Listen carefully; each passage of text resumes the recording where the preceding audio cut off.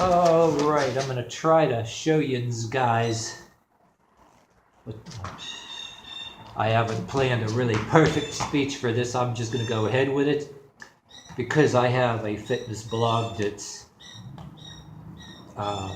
catering to the idea of imitating a video game character and being a real life video game character, but I've had video fitness blogs for other reasons.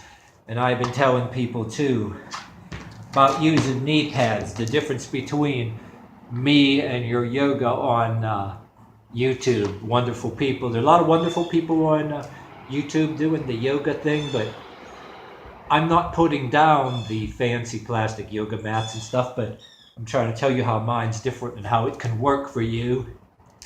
That, like, say, if you got to do certain things on occupations anywhere, where you should, if you don't do in occupations or certain sports. Well, I can apply this rule here to whether you watch ridiculousness on MTV, which MTV is a damn trash can anyway. The only thing good on is ridiculousness. They should just make the whole channel ridiculousness and bring back the Syphil and Ollie show and maybe some music, but anyway, whether you do that skateboarding, like say your heroes on ridiculousness and they're doing or you're some construction or a little bit of crate building, loading trucks. Both of these things, work or recreation, you should wear knee pads. I'm trying to demonstrate why, a difference between me and yoga, and you can do this.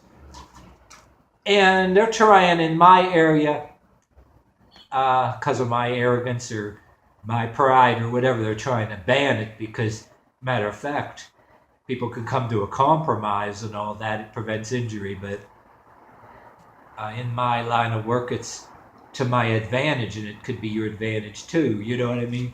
Carry knee pads. The difference between me and yoga, like say you want to do like a splits here, you can change your mind which leg you want to do in splits to start with. Standing up. Go down. See, that is the reason right there, whether you're working or whether you're skateboarding or doing certain work. Some places require you to wear gloves or steel-toed boots. Then the yoga people like, actually young kids and all that say, used to say in some of my videos, I know they do, but they do that's, it's good what they do, wonderful, they should keep doing it. But they had the rule, you're not wearing the proper attire. And mine's at a different level. I'm thinking that if anybody out there, dude or trick, as a young kid, getting to be at my age and say nothing goes for you exactly as planned, and you get in some occupation, maybe you had your little dance classes or different things. This is a whole new different fitness routine. I say use steel-toed boots and then use the knee pads. Like I said too, unlike yoga where you got to be careful, you have the fancy mats. Bam, see that? See? Yeah. Now look at that. That's what I want to stress to some of you. This is some of the shit. I'm not making a perfect speech, but this is some of the shit that I want to stress to you guys. And once you know this, but you do got to watch though too. If you miss on this knee pad, you can do some damage here too. So you may have a knee pad, so the knee pad don't move on you, and then you do bash your knee. Have a secure knee pad. I'm doing that to the extreme, but that's showing you, hey, when I was a teenager, a lot of kids did the skateboarding thing. You see the skateboarding on TV, they landed on these knees. This is serious. But I'm merging this with certain construction work anyway. And I was trying to say in certain work in industrial, they do not make you wear knee pads, but in a lot of stuff I chose to do it. And people were jealous of me. I got the job done better without getting my back ripped. So they were jealous, and then they refused. I said, hey, wear knee pads. It's better instead of bending your back.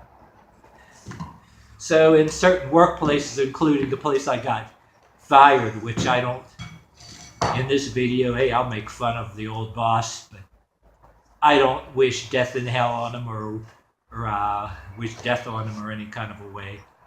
But I think there should be a compromise where, in some places,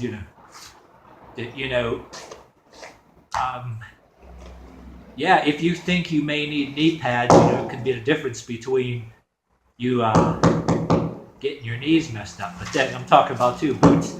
Instead of doing regular workout shoes, hey, you do certain things in an occupation anyway, you got to wear boots. If they're steel toed, it's all the better, or stiffer. But you do push-ups, and I do push-ups mixed with my yoga, and see where that toe goes. Whether you do push-ups this way, a fist regular or hand push-ups, or you do your downward dog with your Persian push-up, like going all the way up. In a camera, it doesn't look all that great, but then when I do this, see where the toes are, do push-ups that way. Then you look in the side view, see what it's doing.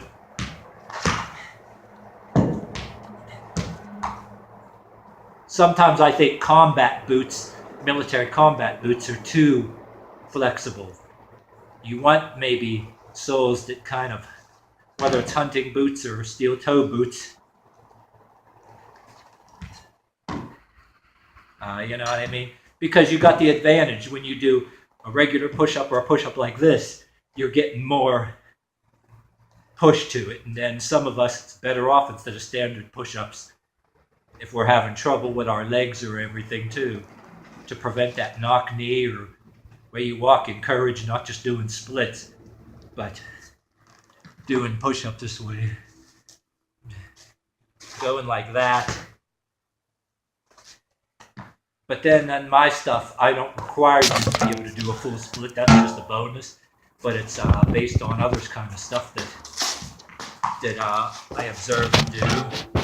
Even if you get about this much, that's good.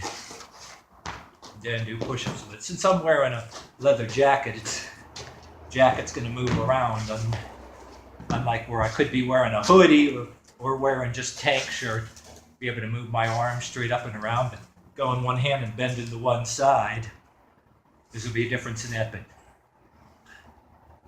I don't require you to do a full split, because if you get, say some of you guys ain't that good at that, and maybe more muscular than me, you go this far, maybe you're going to be going, I'm stuck, or harder time to get out. So what I like to stress too is anything where you can go like that, like that, like that, like that, and come out of it. But if you can go too far at one time, or if you stay there too long, you're going to have a harder time getting out. You're going to feel that in that hip socket and everything else too. So the best way is practice, go in there for a little while, get right back up again. When you stay there a little longer, it's going to be harder for you to get up and get out of it, but always plan a way of escape.